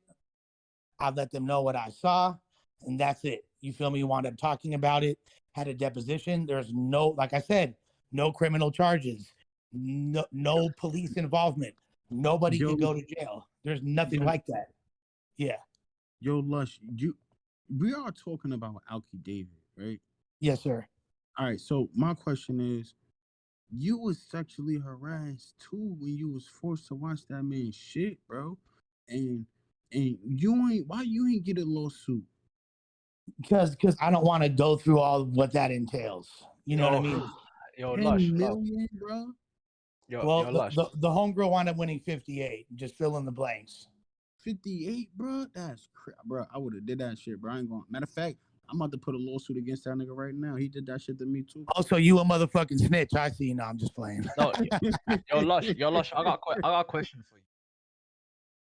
Yeah. What was your thought process when you did Flakko like that? Especially from a nigga that, from your background, you was a crack addict. You used to smoke meth. You know how it feels to be bad. You know what I'm saying? And why did you do why did you do Flakko like that? Well, I will give you the respect of answering that question, despite the fact that we literally spent 45 minutes talking about it. I wasn't here for it. And that's okay. The intention wasn't to be as hurtful as it wound up coming out. I wound up going a lot harder in retrospect than I should have. I didn't realize it was going to turn out the way that it did. I didn't realize that he was going to wind up arguing and trying to fight it as much as he did. But regardless, I do feel like I was going a little bit too hard, and it was a little bit meaner than it should have been, and I regret doing it. Okay. All right. Are you gonna run a fade though? As of now, if at this point, if he wanted to, I would accept it 100%. As long as it's said not that before, bro. I don't know, bro. When he came out and was like, "Yo, run the fade, meet me outside," you was shook. We've already addressed all this, Skepta. My bad. Yeah. Yo, Lush, as long as you can be liaison. Matter of fact, is Adam still setting up fights? What's happening with that? Adam is not setting up fights. That's unfortunate. Oh, because all the fights that's actually been happening. So here's the thing: if there was going to be a fight between Flakko and myself, which as of now, I meant like no, and I know Kyrie and Flakko. I understand. No, I meant the glove fights, like gloves, like celebrity boxing, not the. No. As of now, no. Adam's not facilitating that. But if we were going to do any fades that cannot be on the property or adjacent to the property, we got to go to another location around the block, and it can't be something we discuss on the air either. So Flakko calling me out to that fight. He wound up, I don't want to get into the specifics, but he did wind up having repercussions from the job as a result. Now, as like I said earlier, I don't know, Skepta, if you're still listening. Wait, hold on. Are you calling me Skepta? I'm just playing around, taking jokes. Take a joke, all right? Just relax. Look, Central C, calm down, okay? Yo, that is Wiley. Somebody tell Doja Cat, yeah, Wiley, all right? No. Listen, my bitch is gay. As I was saying, by the way, shouts to Wiley. He's a motherfucking beast. Shouts to Getz. Shouts to UK hip hop. Hold the fuck up, bro. Hey, yeah. How do you know about these niggas? Because you're talking to a superhuman hip hop head. You might not know. You know about me for turning down the fade with Flakko, but what you don't know is I really, really live this shit, my boy. So shouts don't speak to me like I'm Flakko though. Respectfully. Shouts to Chip. Shouts to Gigs. Shouts to 6'7". Oh, I love shit. UK hip hop. All right. 6'7". Oh But my gosh. okay. Let him finish the story though. Let him finish the story. So yeah, like I was saying, when it comes to like I said, there was repercussions for that. I was signing my deal with No Jumper 2 days after that. If I had indulged in that, in like Doja Cat, I might have gone outside, handled that, and looked cool for the internet, and then wound up blowing my deal. So I'm glad that I didn't. I'm as much embarrassment as I faced, as much as people are gonna laugh at me and put duck emojis in the chat for the next fucking however long. Guess what? I'm a paid ass duck. Yo, I ain't gonna lie, Lush. I gotta ask you something. This is light version. Like we really kept it real censored, and we like put our arms over you, pause, so that you wouldn't feel the wrath. And I fuck with you, Lush. You know that. You know I Take the gloves off. Take the gloves off. They fiending for it. They fucking fiending for it. I'm about to unmute y'all pussies right now, so y'all get y'all fucking shit off. If you unmute it, please respectfully, I'm asking respectfully, one person out of oh shit, yeah. All right, we have one at a time, just one at a time. Y'all can go. There's nothing they can say that I haven't already addressed. So go. One It's all good. And I hope y'all respect me for even agreeing to that shit. Nah, hell yeah. Yo, you got mad. Facts. These chat niggas ruthless. Yo, go ahead. Dog. Y'all got the floor. Go ahead, chat N-words. Yeah, I just want to ask this one question. Do you feel like you will have longevity at No Jumper? I've been doing this shit since I was 15 years old, and I'm 41. What you think? I ain't gonna stop. I'm saying like, do you think with the way you're going, like, you really can be a staple at No Jumper? I'm gonna try my hardest, God willing. All right, okay. Next.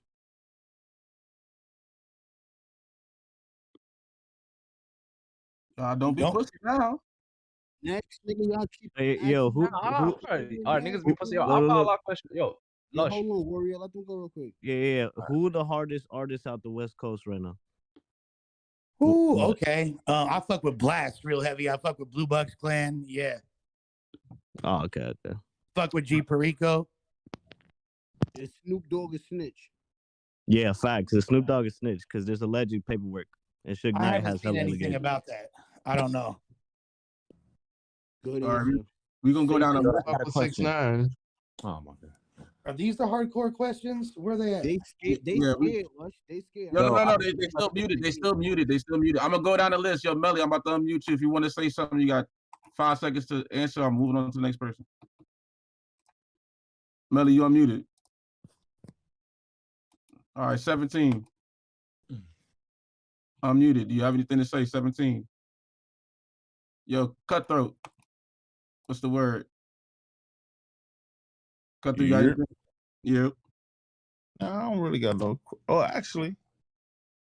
So now, well, hold on. First off, you said the allegation. You never framed anything as if like Flakko had a sexual assault allegation. Absolutely not. Now check this out. There was the whole reason that came out. What I did say was, that's a good question, by the way. What I did say was that there was an open case because we were told, and you could ask Gina and Suspect when they come on, they've already confirmed this publicly, that in our notes that were up on the screen that we did not create, that was put there for us by producers of our show, that there is paperwork for a case that we were told was a currently open case. Now, I never alluded to the fact that it was sexual in nature or not. I can't even attest to what it was. Now, what I did say, out of respect for him, is if there is an open case, I don't want to go over it or dissect it by any means. Watch the show back, watch the playback, you will see that. Now, the following day, on the No Jumper Reddit, I was responding to comments, which I shouldn't have been doing, which was foolish. And somebody said in a thread, is like, what's up? Is there more allegations? Is there a case? And I said, there is an open case.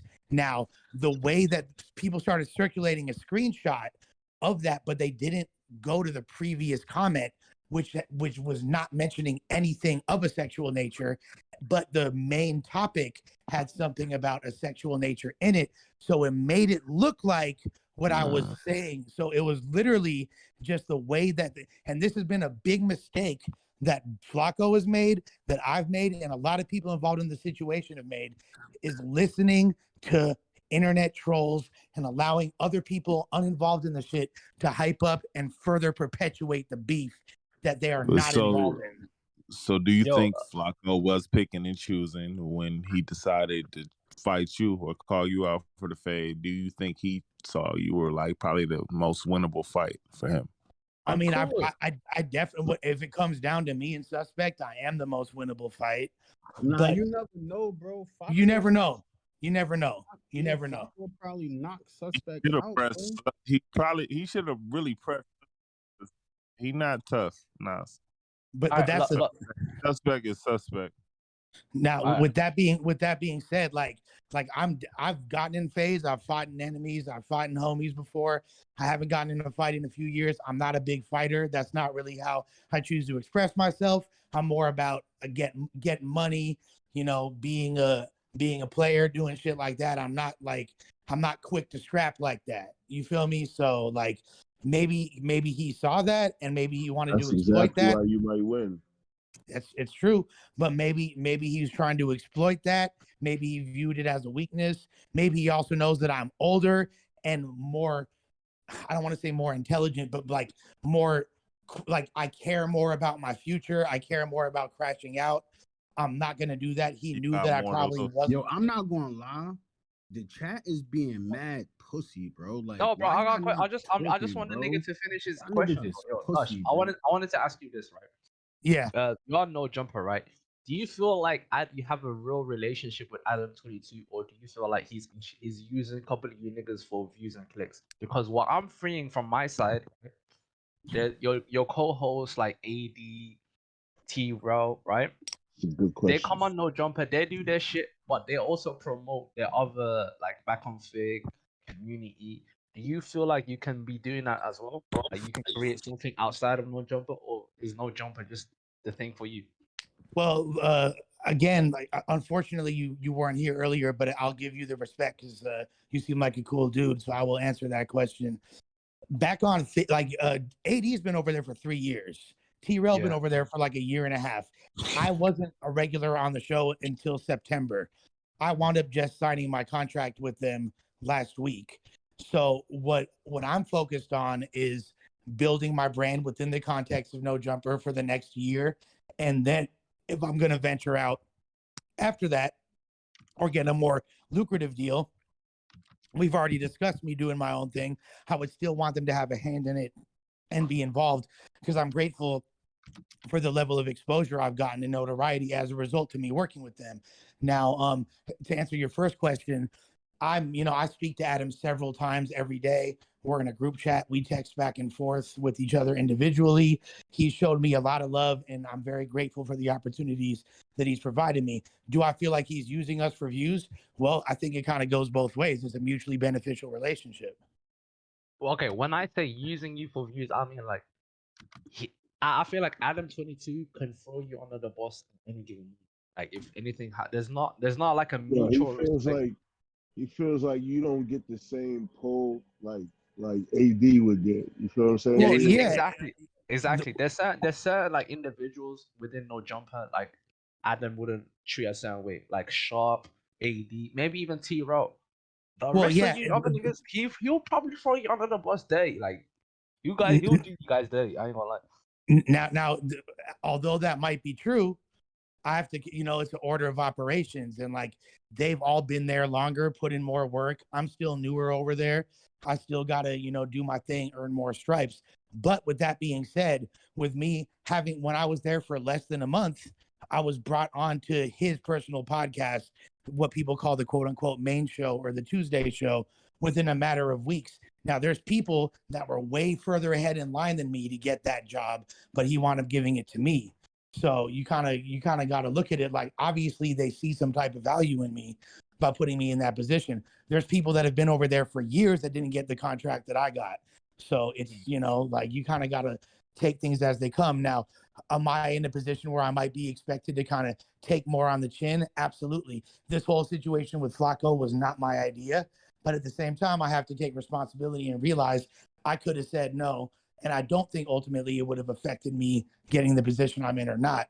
But, you know, I'm loyal to the people that show me love. Adam showed me love, and I will continue to put in work. Okay, real quick, before anybody just hops in with questions, I'm going to go down the list of people I know got questions because I know this man Lush got stuff to do with his time. Oh, no, but am I egotistical or am I winning some of you guys over here? No, I ain't gonna cap. I ain't gonna lie, bro. The way you answer questions and the way you actually bringing yourself, you are winning. But still, bro, like we fuck with you. We don't fuck with you, man. I know I ain't perfect, bro. I know I ain't perfect, and I know I got a crazy ass past. That's easy Lush, to check judge. your phone, check your Instagram, Lush. Check your shit real quick. And these niggas is pussy as fuck because no. Facts. Let me just regulate because y'all not even unmuting people to ask a question. So Noble, you unmuted. Go ahead, ask a question. All right, what up, Lush? You there? Yes, sir. I bet, bro. It's Noble Light Skin. I fuck with you, bro. It's just a question. All right. I got a I was watching a YouTube video and you was on Ace Boy's pun. You guys were reacting to Act calling you a crackhead, right? Remember that? I do. and then you had a comment to say about Ace Point about how you feel like Act has a true addiction and he's the one with the addiction problem, and he has because he's constantly drinking on stream. Do you still feel that same energy? Now, what I will say is this: it's for the 12-step programs and the lifestyle that I live. I shouldn't be taking on other people's inventory and making judgment calls like that. However, I do find it ironic when people are intoxicated, whether or not I don't know if he's addicted or not. I don't know Ack on a personal level, so I don't know when he wakes up in the morning. Does he have the shakes? Does he need to drink every day? If he doesn't drink by 1 p.m., does he start fucking crashing out, having issues? I don't know. But all I know is the majority of the time that I've seen him, when he be on stream, he be poured up. Maybe that's just how he gets down on stream. But I will say, and this is not just applying to Ack, this is a blanket statement across the board for all the people that want to call me meth head, crackhead, junkie, this or that. This is a problem that I've already gotten over. I'm sober, and I do find it very ironic when people that are in active using try to make comments about me when I not only have moved past that. Everyone, like, I guarantee you, all of y'all chat N-words, 80% of y'all, and that's being generous, at least smoke weed, drink, do something like that. If not, go harder with drugs, right? Me, I'm raw dogging life. I'm fucking life with no condom, bro. I have no vices. I don't do shit. The only thing I do is smoke Newports. You feel me? And they're now banned in my motherfucking state. So take that with a grain of salt. I'm the most clear-minded motherfucker on this call. You just said Newports is banned in California? Yeah. Yeah, menthol's gone. Oh wow. So if any of y'all out of state dudes want to make a bag, you feel me? Ship me a carton. I got you. I'll pay you double. All right, real quick. We're gonna go to the next question. I got spicy. Can I ask something? Let's see you go. Now let Hey, it chat. Lush. Hello. Congrats on your sobriety. That's a really big step. A lot of people can't do that for real. Thank you, darling. Thank you. Yo, and you signed Chief Keef. That is like one of the most life-changing things like in this entire world. Like Keef changed the whole entire sound. So I want to know what made you sign him and like how did that process go? And anything else you want to say about that experience? Great question. Thank you very much. So like pretty much everybody else, I became fascinated and obsessed with drill music in 2011 when Don't Like came out and all them records. Prior to that, I was already really tapped in. I always loved Chicago music. I love regional hip hop, and I, always was a fan of like Twista and Speed Knot Mobsters and Crucial Conflict and all the Chicago rappers from the 90s. And then in the 2000s, like during the beginning of drill, I was aware of Pac-Man. I was aware of King Louie. And then I heard Chief Keef and like it, blew my mind. And I was like, this is incredible. This has a raw, unhinged energy. Excuse me? I'm in Los Angeles. Yeah, born and raised. And that time too, when you were listening to that? Yeah, actually, I was in Oakland, California, but yes, I was in Northern California when Chief Keef came out, and I was like, "Yo, this is incredible! I loved it. I knew this was going to be the next wave." He wound up getting his deal with Interscope, and I saw him not really being mentally mature enough to handle the situation he was in. He was getting he was getting a lot of money way quicker than he knew what to do with. He didn't have any experience or business management. He's still a teenager. How many teenagers that are getting millions of dollars put in their hand when they were straight out the projects? I mean, this is a kid that a year and a half before that was arrested for upping a pole on a motherfucking cop. You know what I'm saying? Like, and then now here he is, like, moving to LA with his entire entourage. He's in a position where he's supporting all these people. And I was just fascinated by the whole movement. I love drill music. Once I found out that he had lost his deal, there is an event a couple months after that in LA, and it was a Chief Keef art show. So there's a bunch of different artists that were doing paintings of Chief Keef and shit like that. And he was there. And me and my business partner, shouts to my dog G Money, wound up seeing him there. And we're like, yo, we work with a company called Film On for a billionaire named Alki David. I know you don't have a deal right now. Let's chop it up. Let's talk business. He wound up being like, cool. He gave us his manager's number. Shouts to Uncle Ro. We wound up for the next several months going back and forth with Uncle Ro and Peter Pan, and that was his management team, and trying to figure out a situation. Then and there's an Asian dude, Mike, as well. Shouts to Mike. And nothing was really coming to fruition. And then I basically had to really sell Alki, the billionaire dude, on the value of Chief Keef. So I kept showing him different content and how excited people were about him, and he didn't really see it. Then one day I wound up showing him this video. It was a montage. It was a clip on YouTube that had it was 15 minutes long of a bunch of different people making videos of themselves rapping along to Finito. And this was and it was all walks of life. I mean, yo, I got a question, man. You talking too much, man.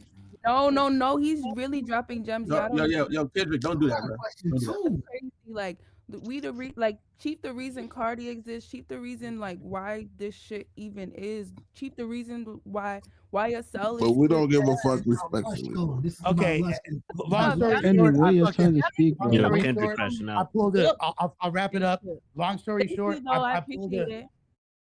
And we could talk afterwards. Hit me on Instagram and I'll tell you the full story. But long story short, I pulled a Bobby Shmurda and jumped on his desk and fucking rapped the words of Finito in his face, expletives and all. And he was like, okay, wound up offering a deal, went back and forth, signed it.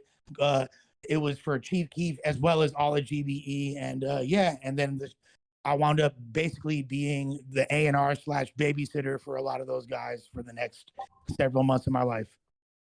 That's good. Well, yo, Kyrie, I got a quick question.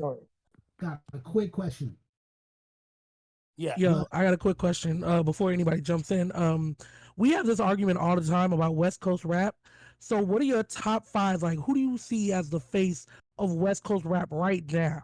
Because a lot of people in here believe that Blueface is an actual factor. I wouldn't say. I mean, Blueface is doing his thing. I can't say that. I wouldn't put him in that conversation currently. Thank you.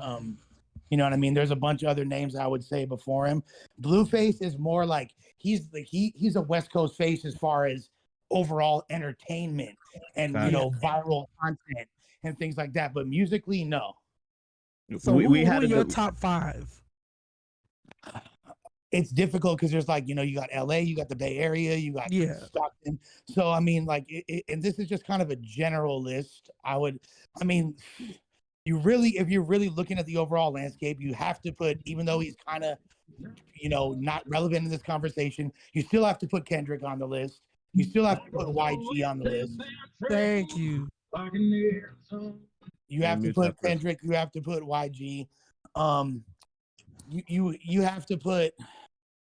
You have to put Mozzie, you know what I mean? Those are 3 kind of givens right now. And then there's a lot of other names, like I was saying before, talking about Blue Bucks Clan, talking about G Perico, Blast, Kalen for real. There's 03.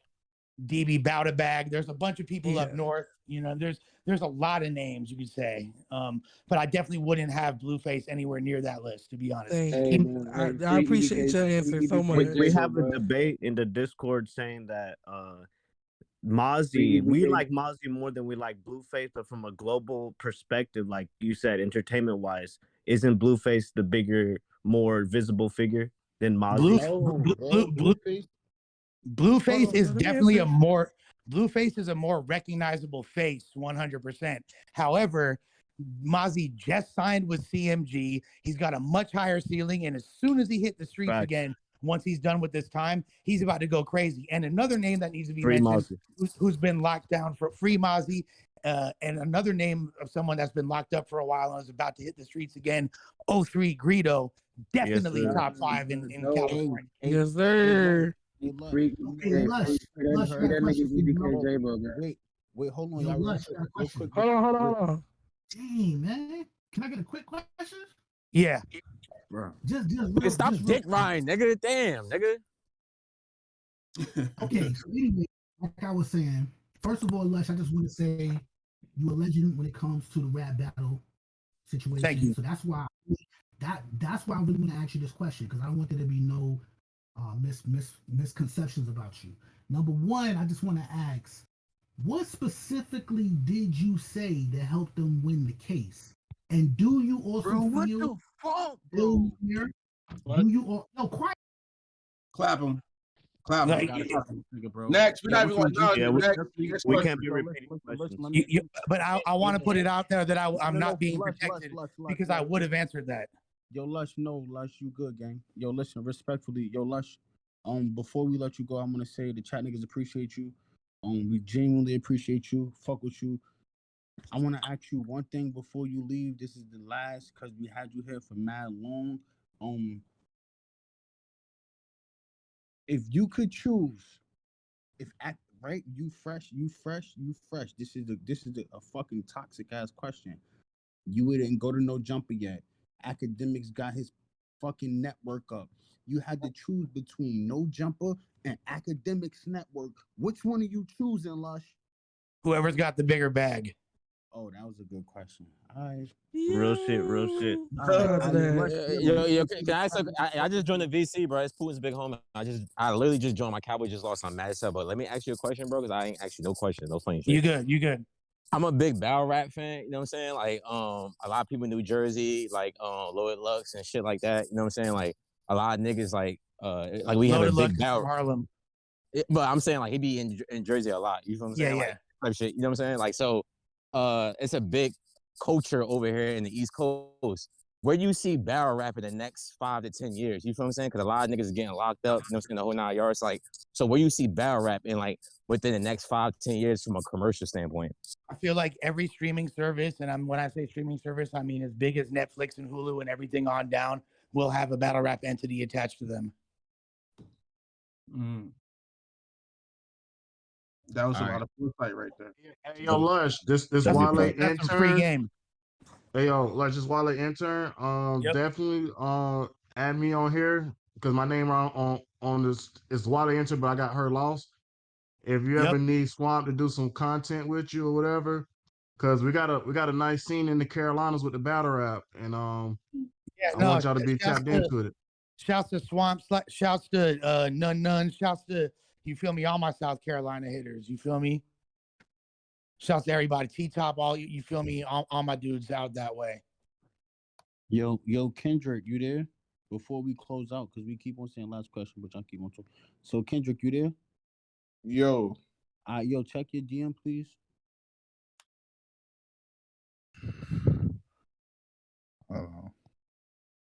But yeah, Lush. Yo, what do you feel about on some real nigga shit, Lush though? My question was, bro, what do you feel about that whack and that Freddie Roosevelt shit? Ooh, I kind of need a little bit more information to give an informed comment on it. And also, bro, what do you feel about Whack 100? Because you from LA dissing Nipsey Hussle with that video shit. Me being somebody that's outside like that, I don't want to be too critical of Whack 100 because I know what that comes with, and I'm definitely not really equipped to stand on my own when it comes to that. Although I do feel like anybody that's disrespecting Nipsey in any capacity, I don't fuck with as far as that goes, and I disagree adamantly with them. All right, heard you. All right, yo, Lush, we appreciate you. You just said fuck Whack 100. It sounds like. Basically, No, fuck Whack I'm joking. I'm joking. I'm joking. I'm joking. I'm joking. I'm joking. I'm joking. I'm joking. I'm joking. I'm joking. Yo, Lush, we fuck with you. Lush, definitely appreciate you. Yo, Lush, check your DM. I really need that, Lush, and I got you. I got you on that. I know what you want. We got you. All right, let's keep it pushing. Now, I don't really know how. I got to learn how to use Discord. Request, bro. They say you got to link up. You got to come out to the Carolinas. I got you, my boy. It's love. I'm gonna fuck with y'all. Just no raccoon meat. Yo, Real you nigga, can't real do me nigga. like that. And it's called coon, not raccoon. It's I called can't coon. say that word, homie. I think you understand why. It's better than N word. I mean, that's debatable. Yo. Anyway, we're gonna move that right along. Appreciate you, bro. Yeah, let's y'all. Much welcome love. to This the was time. fun. And your boy, if and when I come out there, I want to see your boy. You know what I'm saying? I Hey. want to see him. And I want you to ask him on the news if he really want to fight. I'm good. Like I said, we gonna talk about it tomorrow, noon Pacific Standard Time on No Jumper. All right, but we're gonna tune in. We gonna call in, bro. Fuck you talking about. I don't know how to add people on here, so I gotta learn. So I'm gonna figure that out. But all of y'all can add me and follow me on Instagram, Lush ONECA. If you inbox me and say I'm from Axe Discord, I will follow back. Real nigga, real nigga. All right, y'all be smooth.